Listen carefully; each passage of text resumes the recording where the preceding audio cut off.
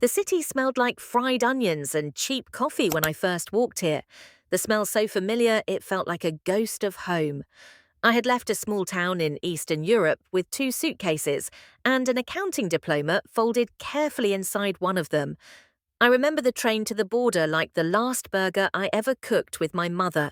Slow, warm, and full of things we didn't say.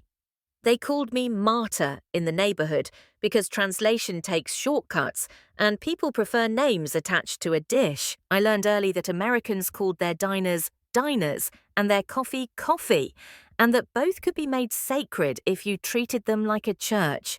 So I opened a little counter on the corner of a block where the factories breathed soot and the bus drivers took their breaks. I cooked soup with bones and patience. The soup fed more than the body. It fed the people who'd been left behind when the city decided new glass towers mattered more than hands.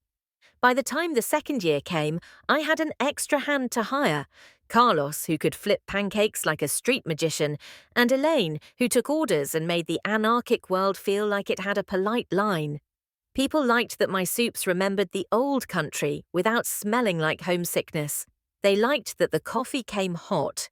I taught each new hire how to carry a plate without blaming the world.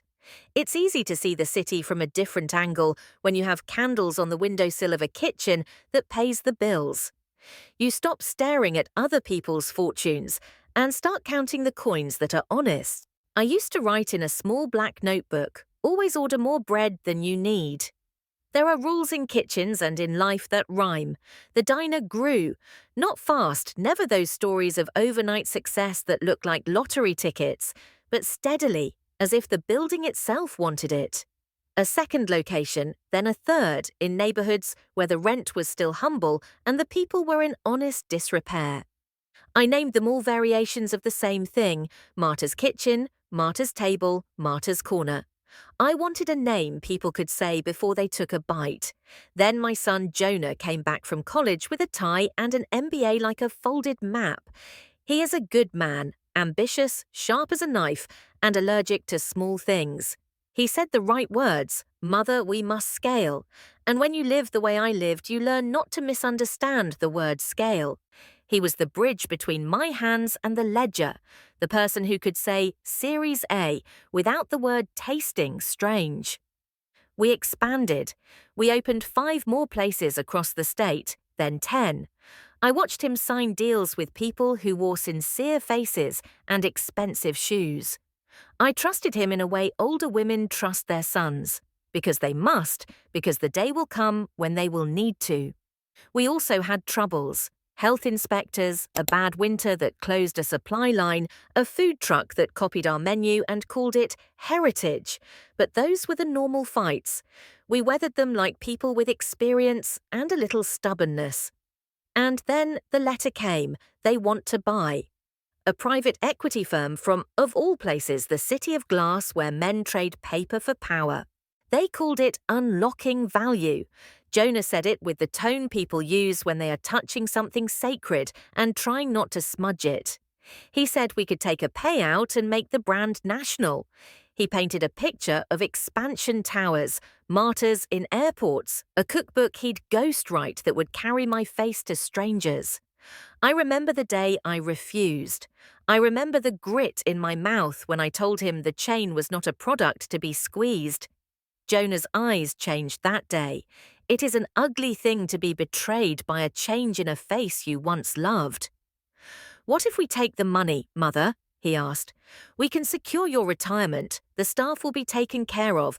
Think of the foundation we could start." "And then," I said, "then some man in a tall building will put his hand in our soup." I am not sentimental about money.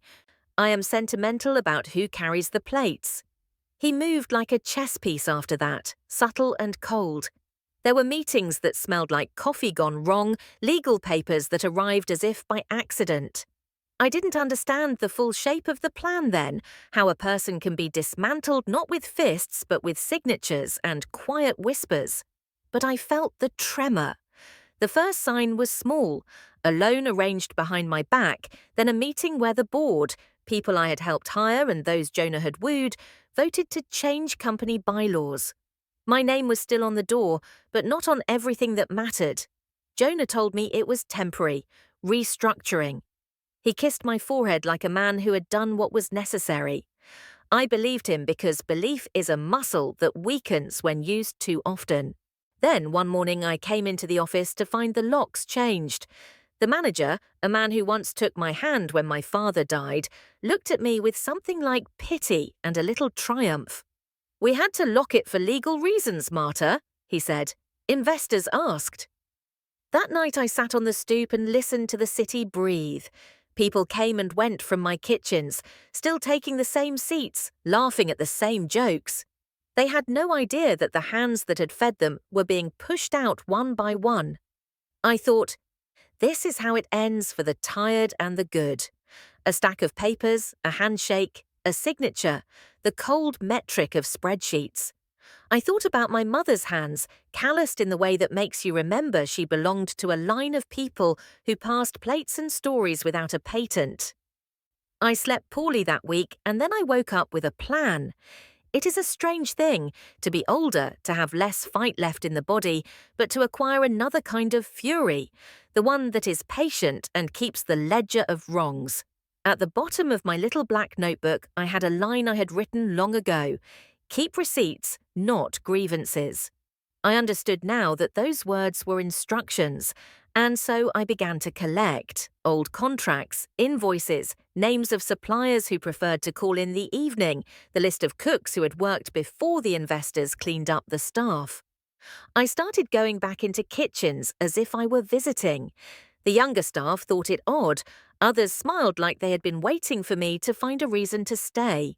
At the end of that part of my life, as the city lights blinked and the diners hummed, I had more than soup in my pockets. I had stories, signatures, and a plan that would not be loud. I would not be loud.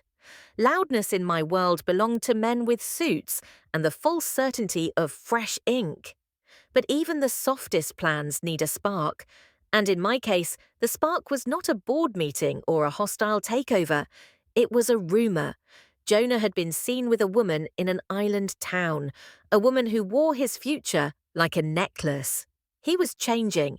He was not the son I had raised, but a man who had learned to barter humanity for status. That night, as I watched the rain make the neon signs bleed colour down the window, I thought of all the ways a person can be small and then larger than themselves. I folded my black notebook closed and wrote only one word on the inside page: begin. Jonah thought he had closed the door on me. He had only started a chain reaction he could never control. But I did not yet know how far it would go. What I did know is that some debts are paid not in money, but in time and careful design. And time is a medicine I have taken for 40 years. There is a thing about diners. They are nodes. They are where bus drivers meet nurses, where teenagers sneak cigarettes, and old men argue politics with the heat of someone who still believes they matter. I began to move between those nodes, like a woman with a postcard more valuable than the actual address, collecting moments, promises, and small, unremarkable favors. Carlos, who flipped pancakes, had an uncle who worked as a parking lot attendant at the municipal courthouse. Elaine knew a reporter who preferred human stories to stock market columns. The old dishwasher, Pete, had a cousin who was an electrician and had retained, in the old way, a fondness for graffiti and quiet rebellion. We began small and legal at first. A signature campaign for work conditions, a rumour pushed into a local column that a chain had quietly fired its senior employees after selling shares. The story ran with a picture of one of our moulded coffee cups, an image of what once belonged to the neighbourhood. People began to talk differently. Investors do not like stories that smell like the past. They prefer the smell of profit. The private equity firm sent a young man named Connor to do community outreach. He arrived with brochures and a smile that did not reach his eyes. He thought he could charm the neighbourhood. He had not learned yet that charm only works one way. I welcomed him. I smiled. I asked him if he liked the soup. It was easy to be kind. People mistake kindness for weakness, like they mistake a soft tone for softness of purpose. I invited Connor to lunch in one of the back rooms and suggested he try the meatloaf. He ate it like a man who'd been told to eat to get an angle. He left full and with a plan in his head. That night, there was a small leak in the investor's press packet. Nothing illegal, just numbers and a projection that assumed a price for every old woman's recipe. The leak came from a woman who had interned at the investor's office and then left disgruntled. She had once been fired by the same man who fired my friend Pete. The city is small for someone with grievances and a good memory. The leak spooked them. It created a tremor that spread through contracts, and the firm sent an audit team. Jonah called me frantic one night, voice brittle. "They're looking at everything," he said. "We might have to slow the deal."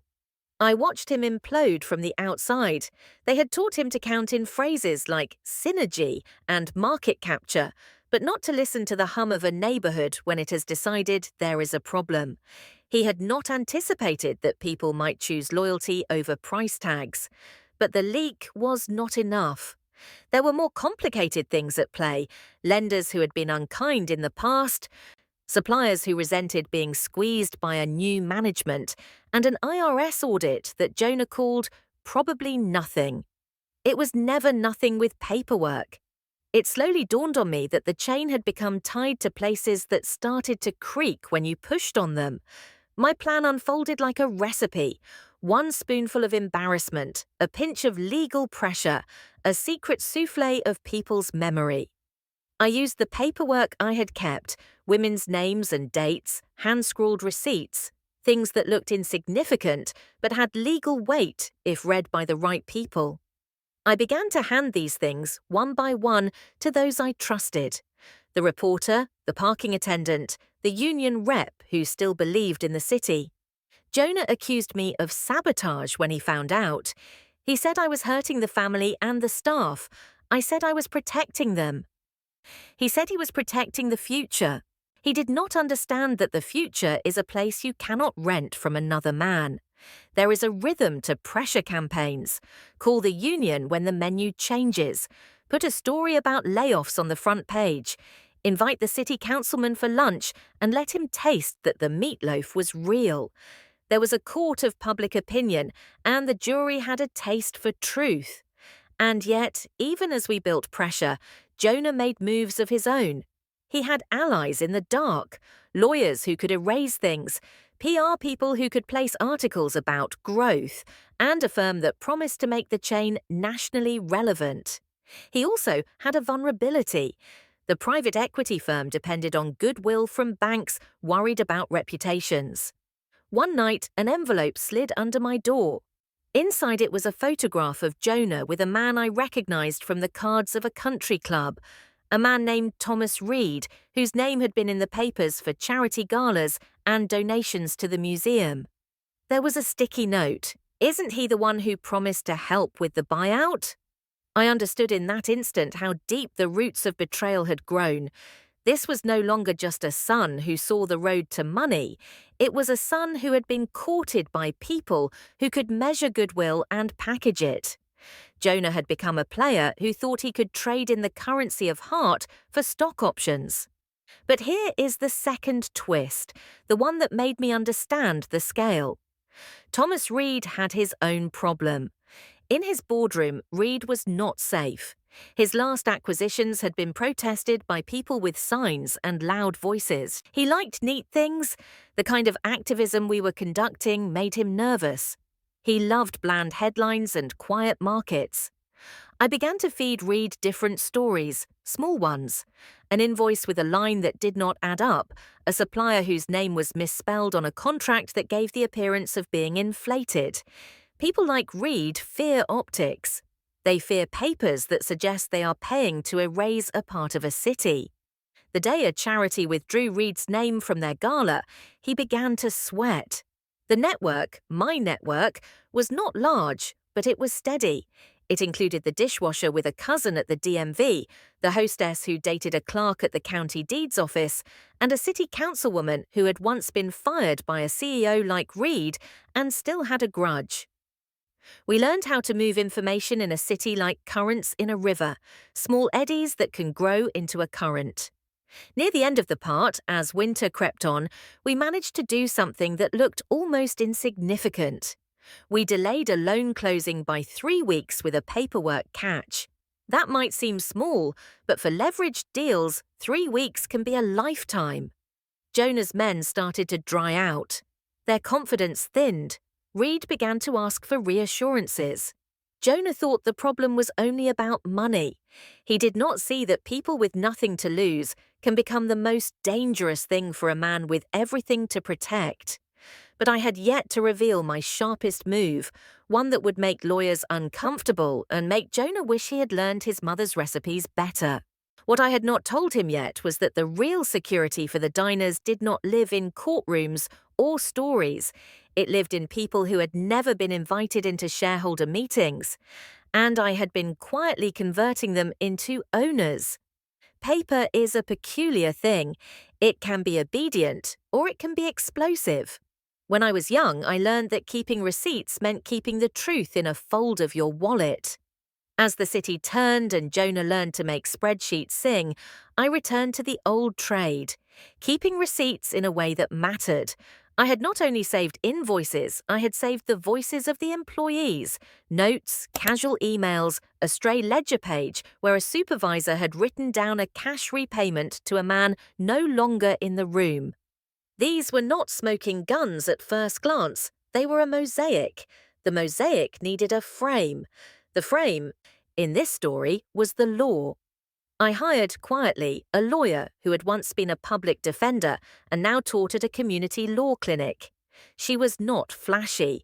She had the eyes for paper that saw where it could be coaxed into light. I gave her a box I had carried across countries, the receipt box. She smiled like a soldier who had been given the right weapon. We filed a civil suit, simple in its logic: conflict of interest, breaches of fiduciary duty, failure to disclose material transactions.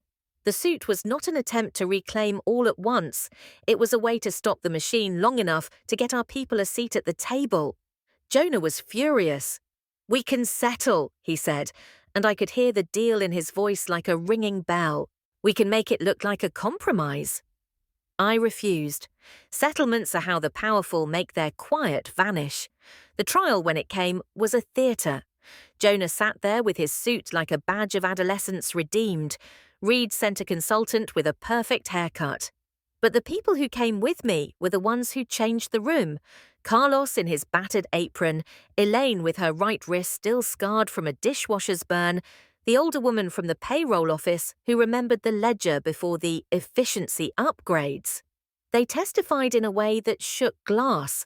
They spoke about savings that had become shadows, about a manager who had been shown the door after asking questions, about suppliers who suddenly found the invoices delayed or redirected. Human testimony can be messy and unpredictable, but when a pattern appears, it is like a seam splitting open. At the end of one day, the defense produced an auditor who claimed that everything was by the book. "Paper," he said, "always shows what you want to see." I remembered then to smile and to hand the lawyer an old carbon copy where a supplier had written, "Payment in cash as requested." The lawyer pressed it into a stack and the jury leaned forward. Then came an unexpected twist. The private equity firm had an internal memo showing that one executive had admitted the intention to optimize the chain by considering brand consolidation, a polite term for gutting the soul. It had been leaked. Someone inside had a conscience. The memo was explosive because it revealed intent, not just consequence. Jury boxes are not fond of revealed intent, but that was not the real turn. The real turn came when the auditor, a nervous man with a tie that never sat right, called a recess, and in that moment walked over to me. He dropped his papers in my lap and said almost apologetically, "I did not see everything. They made it look clean. He trailed off. "Why?" I asked. He said, "My daughter works at one of your diners. When I came last summer for a pancake, she said something about you, about how you never chased the meter and always tipped the busboys. That stuck." He had not wanted to be the person to tell the truth because it risked his job. But in the pause between his words and his leaving, I understood another lesson. People are not only pushed by money, they are also pulled by small acts of decency. We won a partial victory. The jury found that there had indeed been material misstatements and recommended reforms, and a freeze on some transactions. It was not a total reclamation, but the freeze allowed us time. Time is what I traded for the long game. Jonah left the courthouse a different man. He walked like a boy whose balloon had been punctured. Reed looked furious but cautious. They had expected their money to solve everything. Money solves many things, but not all of them. Lawsuits force men to expose their hands, and it embarrasses them when the hands are dirty. The victory emboldened the neighborhood. People began to speak about ownership in a new way. I began to draft a plan that looked like a kitchen but worked like a ledger, a community trust that would hold a controlling stake in the chain if the board ever attempted to remove the original mission. It was a modest thing, legally complex but morally clean, an instrument to protect the recipe of place. We collected signatures from staff and suppliers who had stuck through the worst of the months. We pushed for a convertible note that could be exercised only by community trustees. The legal language was precise. If a controlling party attempted a hostile restructuring, a clause would trigger and force a transfer of governance to the trust. It was a small safety valve that, in a world of leveraged takeovers, can look like a hairspray in a storm. This is when the next twist arrived. Jonah, desperate, tried to buy loyalty from a manager with cash and promises. He offered to double wages for managers who would ensure sign-up sheets were altered and signatures withdrawn. One of our own, someone who had been with us since the second location, accepted the offer and told Jonah how to proceed. Betrayal is fertile. It makes men like Jonah think they are cleverer than us all. I confronted that manager on the back porch of a diner after closing. He tried to justify himself. He said bills press and promises buy peace. I told him a story about my mother, about the night she slept at a bus station because she refused to pay a debt that someone else had concocted. There are accounts you carry for the rest of your life, I said. This is one. I will not let you carry that debt. The manager left in shame. He later returned to us quietly with a resignation and a letter confessing what he had done. He had been cornered by guilt and the fear of losing the things that mattered. Confessions, when used sparingly, can be as powerful as documents. We had slowed them, but I could not know that slowing was only the opening move. For the last piece of the plan, what I wrote in the margins of my black notebook, the legal victory was necessary, but not sufficient. Jonah's next choice would be the one that told me whether he was a son who could be saved or a man who had long ago sold his name. And in the dark of the courthouse stairwell, an envelope I had not expected arrived. The envelope that would turn the lawsuit into a puzzle only a few could solve. What was in that envelope? A ledger of a purchase that made no sense, and its last entry contained a name I had never expected to see. The envelope had sat on my kitchen table for 2 days, heavy with the kind of paper that makes you feel older when you touch it. Inside was a ledger, a purchasing book with numbers and a last entry in a hand I recognized by the way it looped. 4 legacy payments, Reed and Co. Below it was a name, my own maiden name followed by something I had long thought buried. When I emigrated, I left behind more than a town and a language. There were people who had owed me kindness and those who had owed me money. I had little patience for old debts, except when they can be useful. This ledger suggested that the private equity firm, or perhaps some intermediary, had been quietly paying for something that could be called goodwill. And that goodwill had a last recipient whose name matched a woman who once held a promise of protection for my birth family. I drove that night to the office of the woman listed, a lawyer turned trustee who had a reputation for protecting small communities from big purchases. She had left the city years ago, and rumor had painted her as embittered but principled. Her door was not locked. She had been expecting me. She poured tea and asked about my hands. I told her a truncated story about soup and doors and a son who thought he could sell a home. She did not flinch. She listened like someone cataloguing names. The ledger shows money in the name of the old family fund, she said. That fund has been dormant for 20 years. It's odd to see an entry now. I told her about the trust language we had drafted and our partial victory. She smiled with a small, dangerous curl. Then you have leverage, she said simply.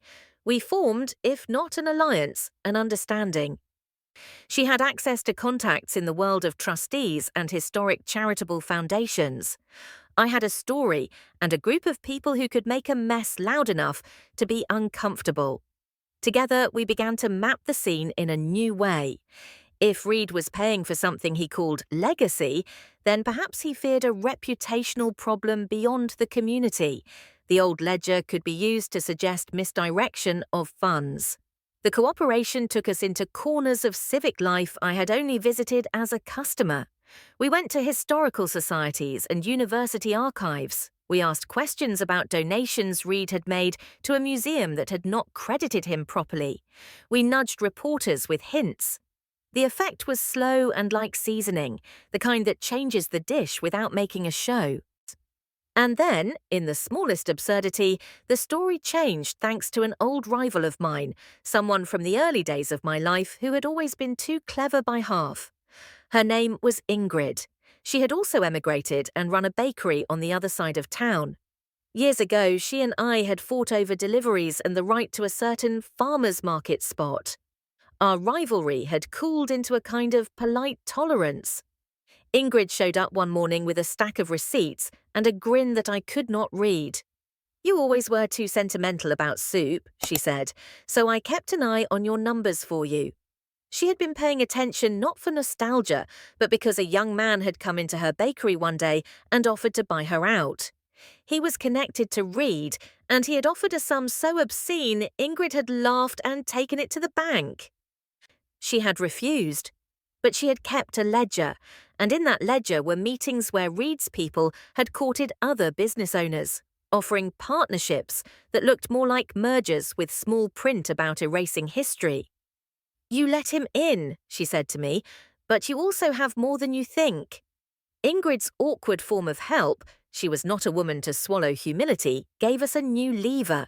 A paper trail that showed Reed's people systematically courting local businesses with offers that would dissolve their legacy into a faceless brand. Pattern again mattered. The next twist arrived where I least expected it, inside a private email chain that Jonah had thought was secure. Someone in his circle, tired of the moral cost, had forwarded internal chat logs to a friend who quietly slipped them to the reporter I had cultivated. The logs revealed a plan to streamline not only operations, but also to replace older staff with cheaper labor, to eliminate legacy recipes, and to rebrand with a sanitized menu. They used the word efficiency like a bludgeon. This is where the town's memory began to align into pressure. A civic group formed to save the diners, and the city council convened hearings. Reed's contributions to the museum were questioned. Jonah began to receive phone calls from donors who wondered if their name should be associated with a plan that smelled like erasure. Reed tried to manage the optics. He called a gala and gave a speech about preserving heritage. He smiled at cameras and patted his chest like a man who had made an orchestra from the instruments of the poor. The cameras showed his teeth and not the ledger. We pushed harder. The trustee I had found used the ledger as a piece of evidence for a different narrative, that Reed had been trying to buy credibility through donations while also funding the erosion of actual local history. The press loved contradictions. Jonah, at the center of it all, began to crack. He wanted to salvage his reputation and his deal. He tried to court me again in small gestures, calling to ask about my health, bringing a manila envelope with a check the size of a promise. Mother, he said, this is about security for you. I kept the check in a drawer for 3 days. Then, when he was away at a meeting, I took it to the bank and opened a trust account in the name of the community plan we had drafted. The bank officer looked at me like I was too old for such an audacious thing, but the law is often indifferent to age so long as signatures are correct. The movement was now public and fierce enough to unsettle the board. Reed had to re-evaluate. Jonah, however, made one final desperate play. He would go to the TV and tell his side. He wanted to perform the son's redemption arc on camera to be the man who saved legacy by selling it. On the night before his interview, a rumor arrived. One of those rumors that smells like a single cigarette and a 5-year grudge. It alleged that the recipe book for Marta's signature stew, the one I had scribbled in the margins of a receipt 50 years ago, had been photocopied and offered as part of brand franchising. The rumor suggested that the recipes were being sold, and the internet, that cranky monster that will gnaw on anything with drama, picked it up.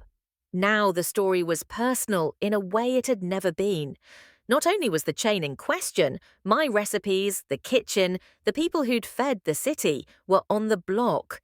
The cameras demanded faces. Jonah called me from a hotel room, voice raw. "We can control this," he insisted. But control is a false friend. The last envelope I had not opened yet was stamped with a small symbol, an old bakery's trademark from my hometown.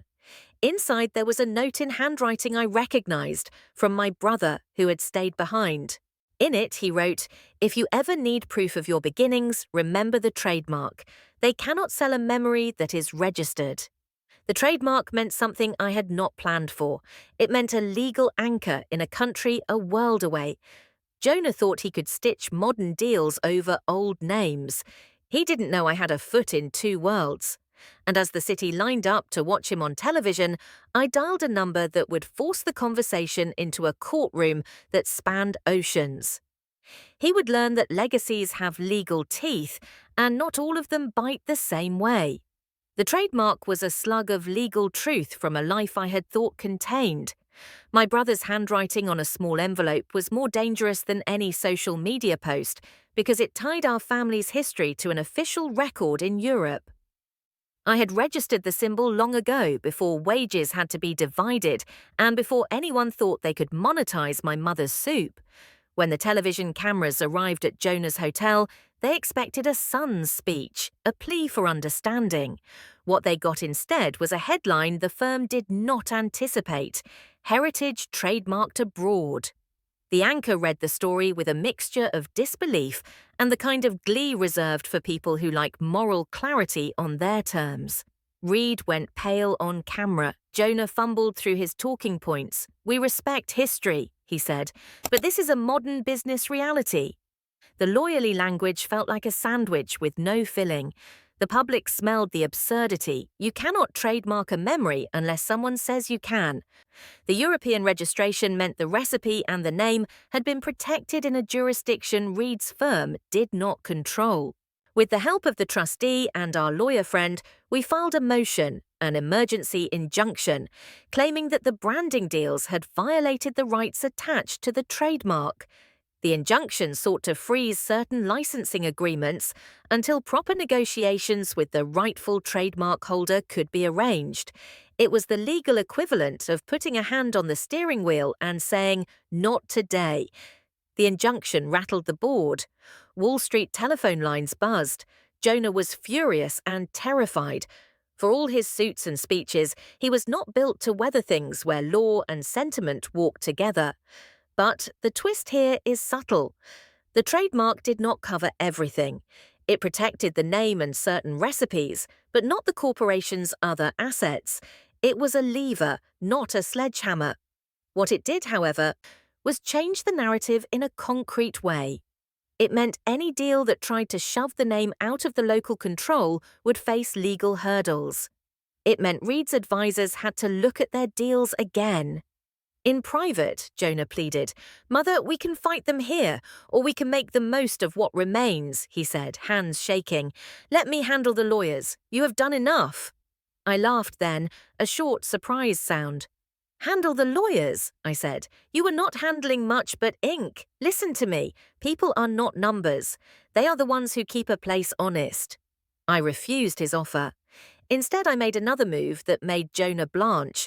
I called a town hall meeting and invited staff, suppliers, patrons, the city attorney, and a legal scholar from the local university. I spoke plainly. I explained the trust, the injunction, the ledger, and the trademark. I told them in detail the plan we had filed to give the community a voice on the board. They listened, and then they voted on a non-binding resolution pushed by the City Council to require community consultation for any major sale. It was symbolic but heavy. It meant the narrative had shifted from what a buyer wanted to what the people wanted. Reed, in private, tried to carve a path, acquire the parts they could without the name, trademark alternative menus, seduce the city with promises of jobs and philanthropy. But I had learned how to make the act of buying messy. We pursued regulatory reviews, opened inquiries into the labour practices of other companies Reed had purchased, and invited reporters to speak with families who had lost businesses in Reed's wake. At this point, Jonah did something reckless. He had a private meeting with one of Reed's potential partners, a conglomerate that specialised in franchising. The conglomerate wanted to dilute the brand globally, taking Martha's, my name had been anglicised many years ago, flat and smooth. They proposed a plan, buy the chain after stripping it of what made it local. Jonah, eager for approval, made a side deal. He signed a contract clause that allowed him, personally, a severance and the right to negotiate future positions if the deal closed. He thought that would secure him a future. He forgot that everything signed can be brought to light. That secret clause would be my undoing of his ambitions and his bitterest embarrassment. When the clause leaked, via a whistleblower in Reed's office who'd had enough of the spectacle, the public learned that Jonah had negotiated his own safety at the cost of the staff's. He had placed his future above theirs. There is a particular kind of public anger reserved for that kind of betrayal, the one where blood ties are supposed to act as a shield. People wrote letters to the editor. A community fundraiser suddenly raised money not for fancy PR, but to keep the smallest diners alive while the injunction and trust claims were sorted. Jonah's interview that had been meant to redeem him turned into a display where he was asked about loyalty by a waitress he had known since she was a teenager. She asked him, calmly, "Do you think I can buy your severance with my rent?" He had no answer. The cameras turned away from shareholders and back to the people who showed up for breakfast when the world was ugly. Then came a twist Reed did not predict. One of his largest donors, a foundation that celebrated historic neighbourhoods, demanded a pause and a meeting. They asked pointed questions about whether the public good claims of Reed's philanthropy matched his business practice. Reed, who had used charity like perfume, now found himself without coverage. The charity then publicly suspended a gala that Reed had planned. The optics were bad. Still, the private equity machine is resilient. Lawyers prepared countersuits. Jonah threatened to file claims that the injunction was frivolous and a delay tactic. He was tired, and he lashed out like a man who had not mastered patience. I took one last step, one that made my heart pound the way a dish that is just short of perfection does. I arranged for the community trust to buy, in one coordinated bid, the controlling shares of 3 small independent investors who held convertible notes. It cost money, some of which came from donations and some from a small bank that believed in local business, but it shifted the majority of votes on certain matters. Legally, we had enough to block unilateral decisions to remove the name or the recipes. It was not total victory. The investors still owned stock. Reed still had pockets filled with money. But we had created a governance structure that required community trustees to be consulted before a major brand change. It made hostile takeovers more expensive and less tempting. It bought time. Jonah had thought his future secured with backroom clauses and conspiracies. He had not expected the law to be used like a net for the people.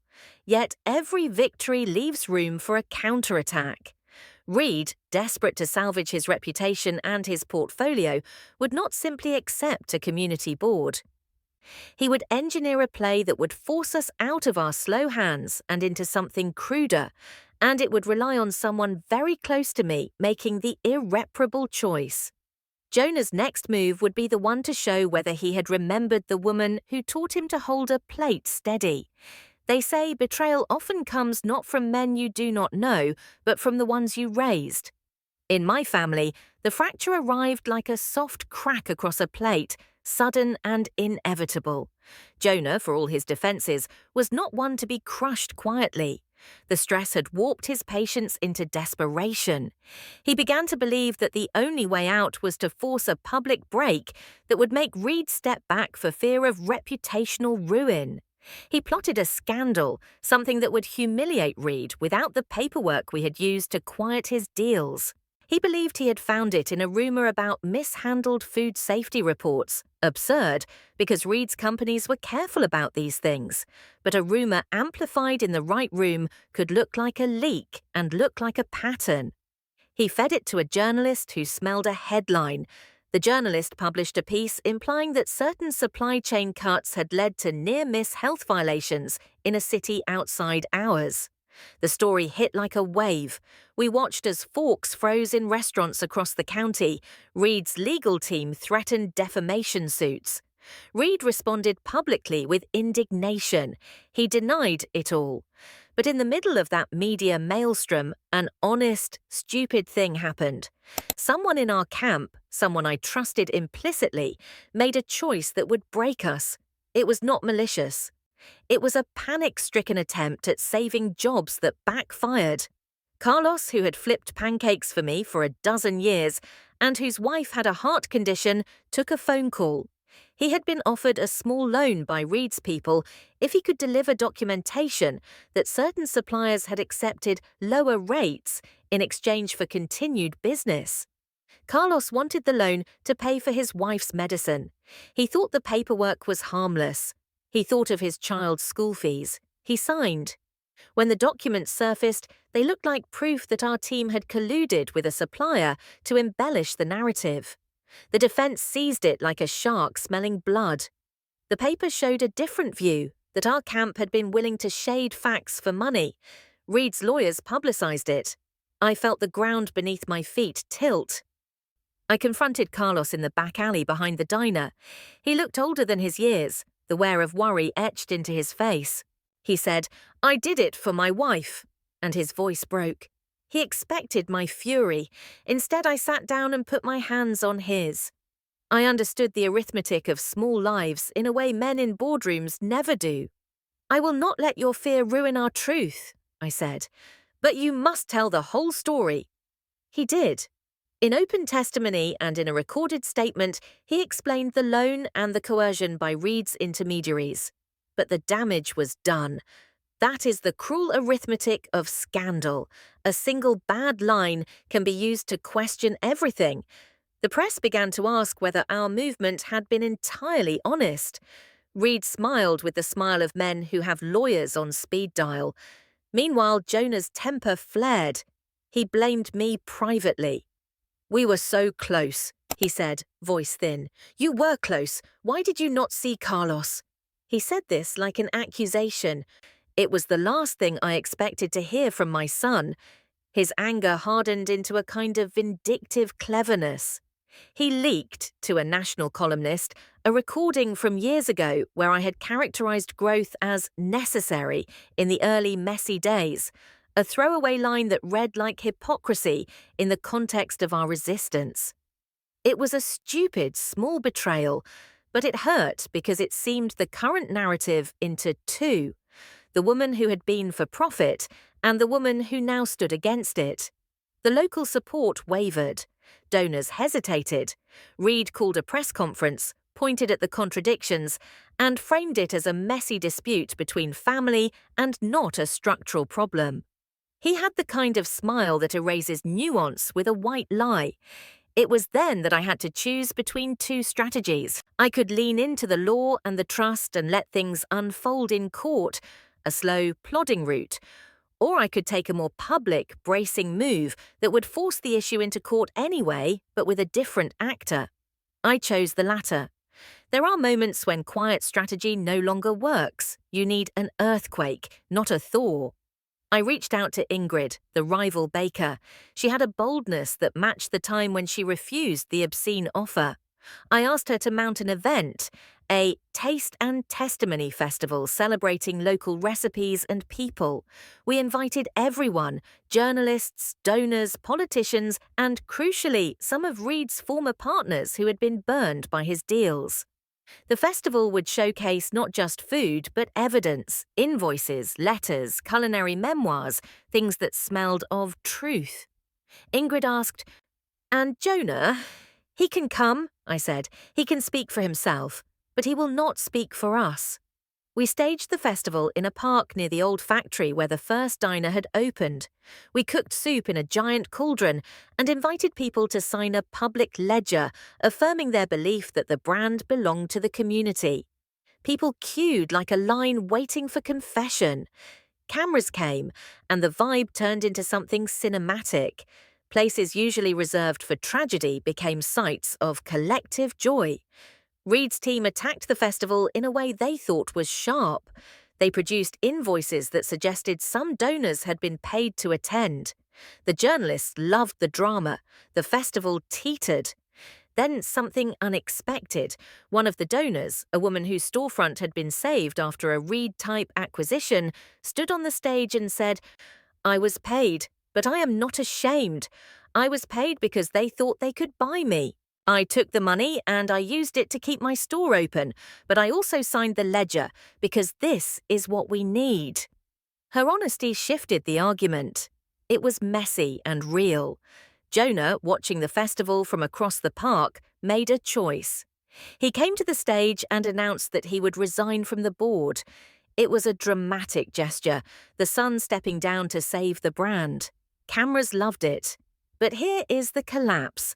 Jonah resigned not because of conscience, but because he wanted to be free to accept a starting position with Reed's conglomerate, one that came with more money and a title and the ability to escape the public scorn in our town.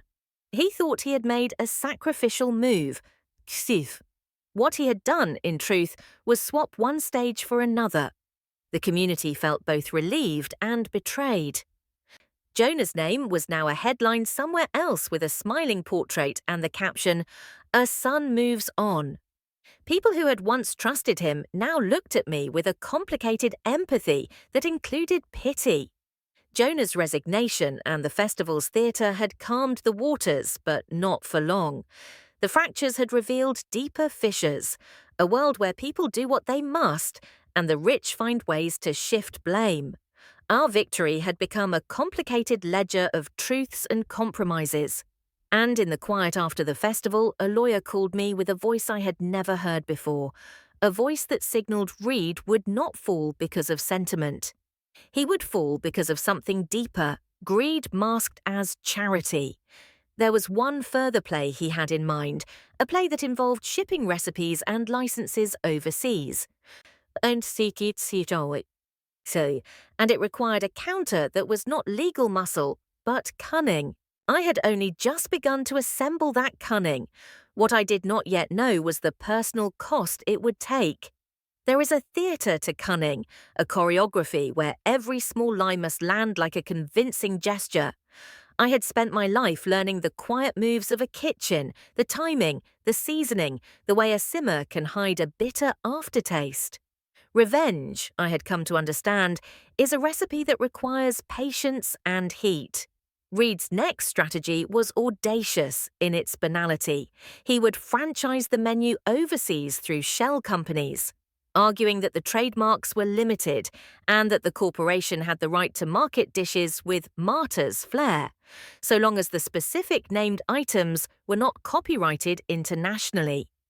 It was a legal contortion, neat and persuasive, and designed intentionally to be messy enough to drown out moral clarity.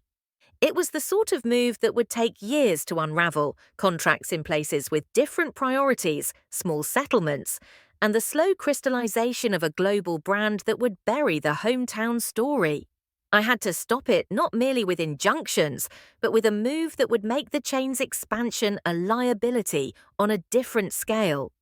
We decided on a plan so odd that Reed's people would not see it until they were already in it.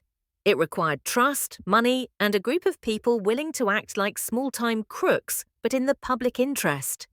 We would simulate demand for a franchise that was impossible to operationalize, a version of Martyrs that required ingredients the investor could not source cheaply, a menu that refused to compromise on quality, one that would make franchising prohibitively expensive and reputationally risky.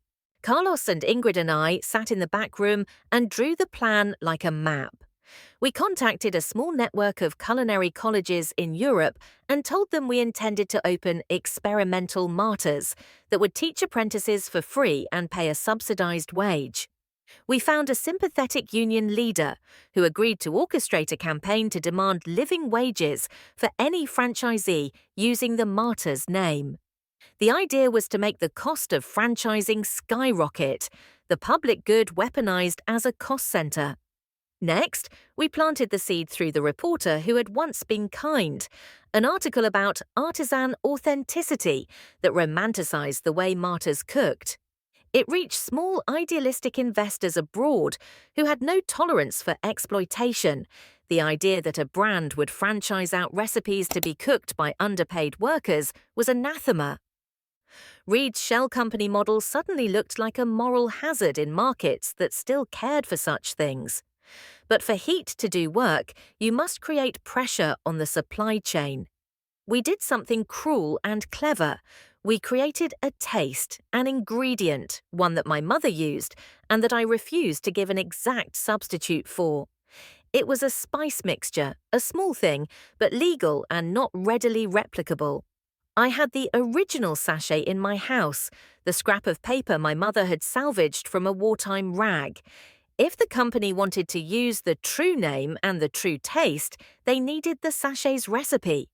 We leaked the idea that franchisees who wanted to claim authenticity would need licensing not just for the name, but for the spice mixture. We offered to license it at a price that reflected our values, only to franchisees who agreed to pay living wages and to use suppliers who met environmental standards. The result was twin pressure. If Reed's plan used a watered-down variant, the public would see it as fake. If they used the true mixture, the cost would be prohibitive. It worked better than I had dared hope. Opinion pieces picked up on the tension between authenticity and profit. Investors questioned whether the per value of a global chain was worth the cost of a supply chain that respected labor and the environment. Reed's boards grew restless. But Reed is not a man who yields to inconvenience. In the face of our plan, he made a desperate petty play. He hired a chef to create a Martyrs-inspired line that would be cheaper to produce. The chef was a showman, good on camera, and poor in the back of a real kitchen. The first pop-up failed spectacularly. The soup tasted like nostalgia scraped off with a spoon. The public recoiled. Meanwhile, in a move that surprised even me, Jonah wrote an op-ed. He argued for a middle ground, the sensible path, blaming the media for fanning flames and claiming he had always wanted what was best for the staff. He tried to step back into the narrative, but his voice felt thin, and the public had grown weary of neat phrases. The line between his personal gains and his supposed altruism was too raw. Our campaign of cost and conscience had another effect. It drove Reed to the extreme of offence. He took out full-page ads calling the accusations attacks on entrepreneurship. He rallied lawyers and talent. He attempted to sue me personally for defamation. He believed he could intimidate an old woman into silence. That, of course, is the point where courage matters. The defamation suit was a trap most people would avoid, a legal war that could be expensive.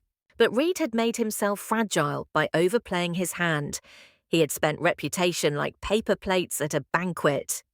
I accepted the suit, not because I wanted to fight it, but because the lens of a courtroom would force both sides to reveal their books. We prepared for litigation with the meticulousness of a chef perfecting a daily special. The trustee gathered international partners.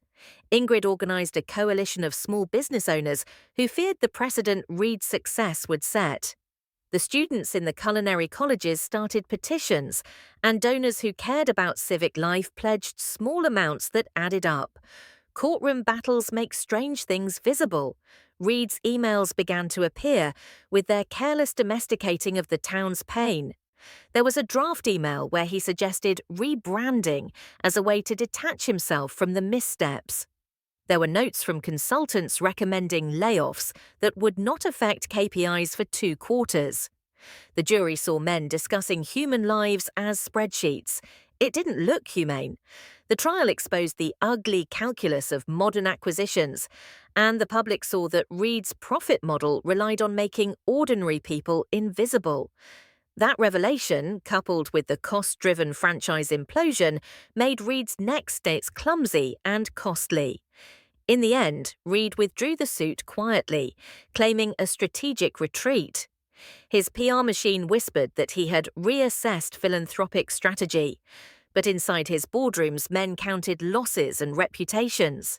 The withdrawal was not victory enough to fully heal the town, but it was a crack in the armoured car.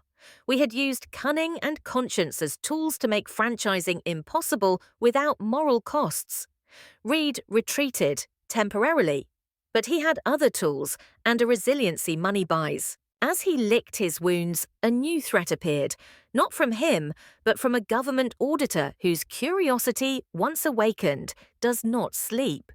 He had found evidence that a sum of the transactions used to fund the buyout had been routed through tax shelters in ways that begged questions. Reed's men began to panic. Something else was about to be revealed, something that would require Jonah to choose, finally, between his salary and his name. Audits are like distant thunder. You hear them and feel a pressure before the storm arrives. The auditor's preliminary report was short and clinical. Irregular cash flows between shell companies, funds labelled in ways that suggested goodwill, but which corresponded to transfer fees and payments to unregistered consultants. The kind of thing that, when traced, leads to auditors in other countries and lawyers who prefer quiet arrangements. Reed's board flinched. The audit triggered subpoenas. Suddenly, the buyout that had once seemed inevitable was a web of wires and excuses. Jonah called me, voice thin with an unfamiliar fear.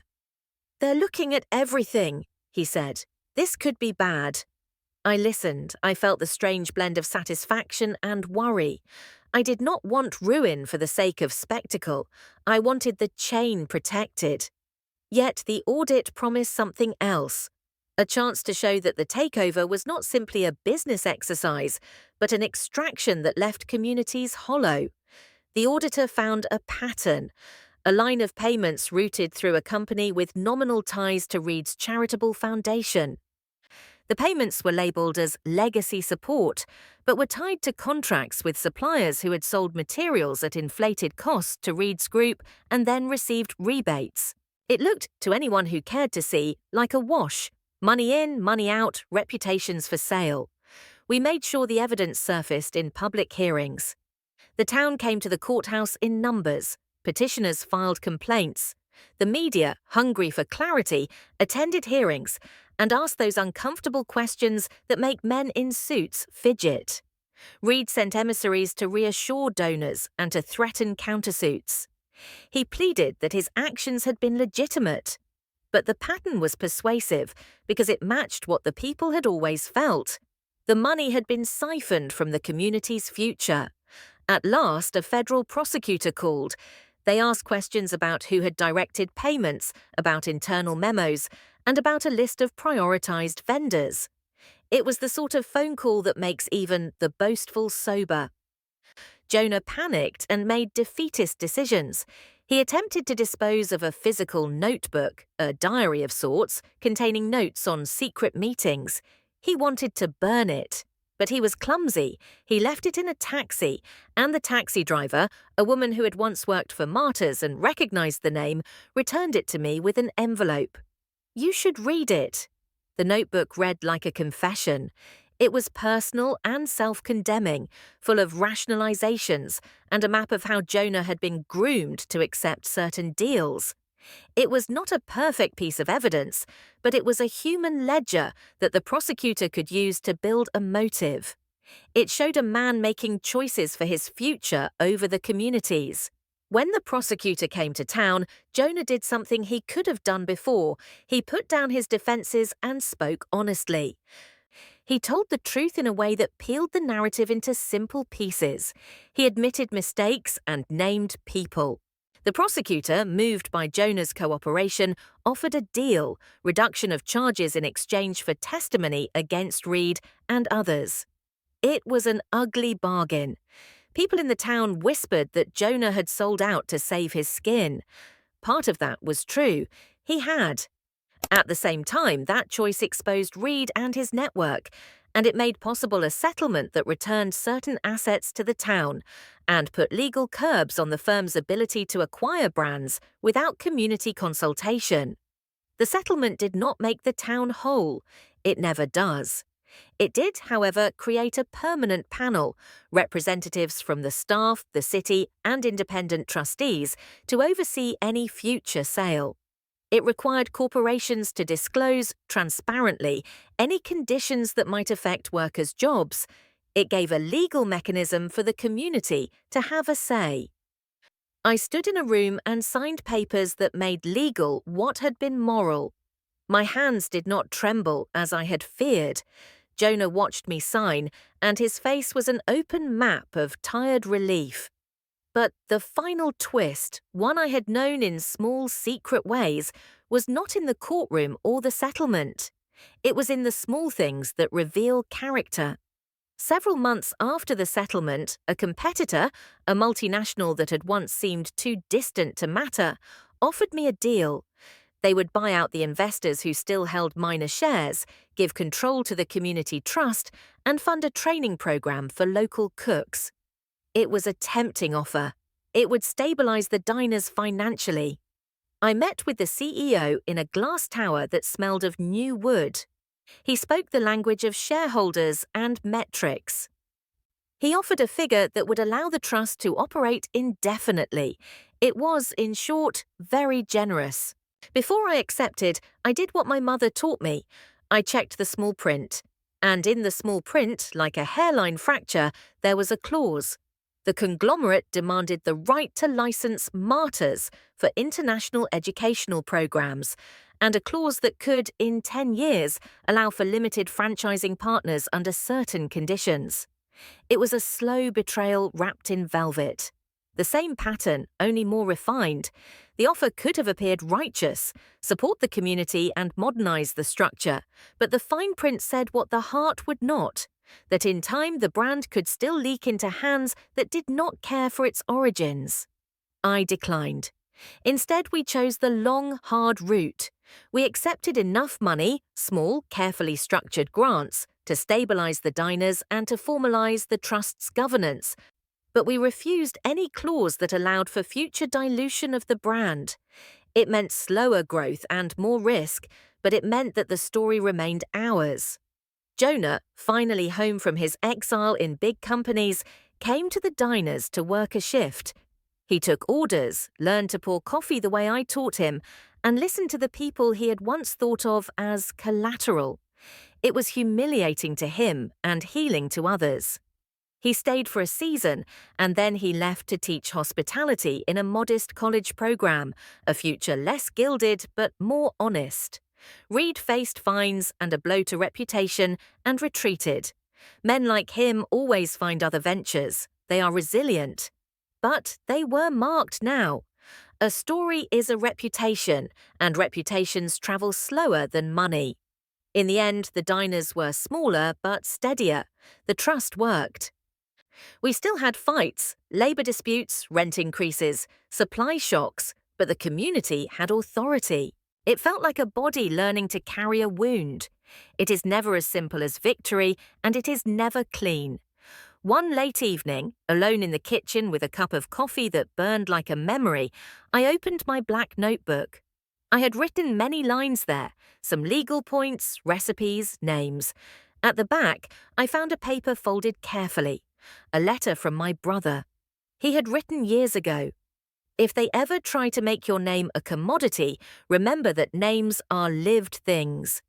I smiled and folded the letter into my pocket. Hook, people ask me if I forgave Jonah.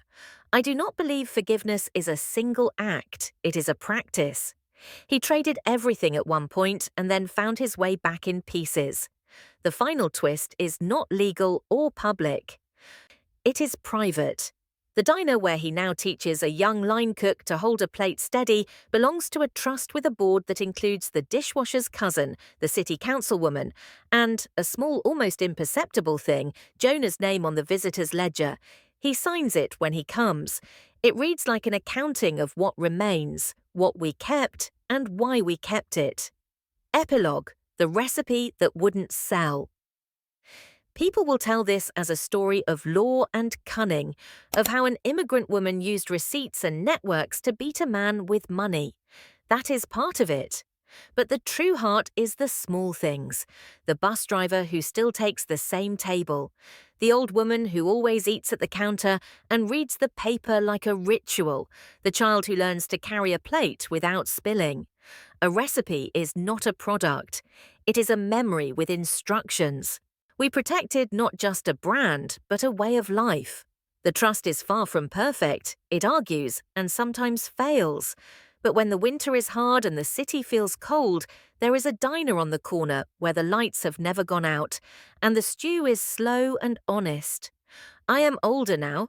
My hands do not move with the same quickness, but I still know when the soup needs salt. The revenge I wanted was not spectacle. It was not the fall of a man.